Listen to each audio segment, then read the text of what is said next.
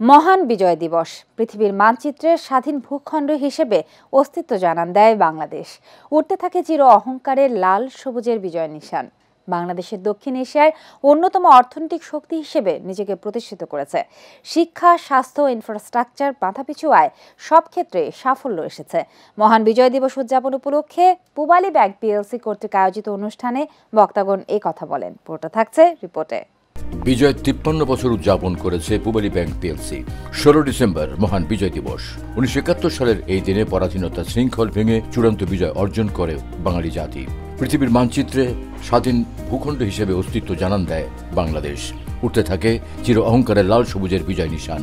মহান বিজয় দিবস উদযাপন উপলক্ষে পূবালী ব্যাংক পিএলসি কর্তৃক আয়োজিত অনুষ্ঠানে প্রধান অতিথি হিসেবে উপস্থিত ছিলেন পূবালী ব্যাংকের ব্যবস্থাপনা পরিচালক ও সিইও মোহাম্মদ আলী। এ সময় আরও উপস্থিত ছিলেন ব্যাংকের উপব্যবস্থাপনা পরিচালকদ্বয় মোহাম্মদ সাদাত হোসেন ও মোহাম্মদ আনিসুজ্জামান সহ প্রধান কার্যালয়ের ঊর্ধ্বতন নির্বাহী কর্মকর্তা ও কর্মচারীবৃন্দ। জাতীয় পতাকা উত্তোলনের মধ্য দিয়ে অনুষ্ঠান শুরু হয়। অনুষ্ঠানে ব্যাংকের ব্যবস্থাপনা পরিচালক ও সিইও মোহাম্মদ আলী বলেন, লাল সবুজ পতাকার অধিকার প্রতিষ্ঠার পথটি মোটেও সহজ ছিল না। শুরুটা হয়েছিল ভাষার অধিকার প্রতিষ্ঠার লড়াই দিয়ে। বিগত 53 বছরে বাংলাদেশ এগিয়েছে অনেক। দক্ষিণ এশিয়ায় অন্যতম অর্থনৈতিক শক্তি হিসেবে নিজেকে প্রতিষ্ঠিত করেছে।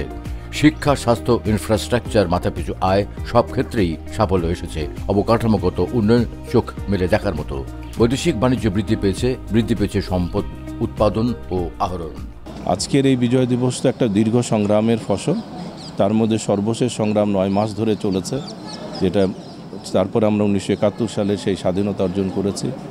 এই স্বাধীনতা বা বিজয়ের যে উৎসব, সেটা যেন আসলে আমাদের যে 53 বছর পরে আমরা অনেকেই বলি যে সেই বিজয়টা হয়তো সেভাবে আমরা যার লক্ষ্য উদ্দেশ্য ছিল সেটা সেভাবে অর্জন করতে পারিনি, কিন্তু এখন একটা বিশেষ পরিবেশ তৈরি হয়েছে। আমরা আশা করি যে আরও সামনের দিকে আমরা তো একটা সুন্দর বাংলাদেশ, বৈষম্যহীন বাংলাদেশকে আমরা পাবো, যেখানে সবাই জনগণ তার ডিগনিটি এবং অনার নিয়ে অবস্থান করতে পারবে এবং তাদের যে নিজস্ব যে মনন সেটাকে বিকশিত করার সর্বদিক থেকে সুযোগ পাবে।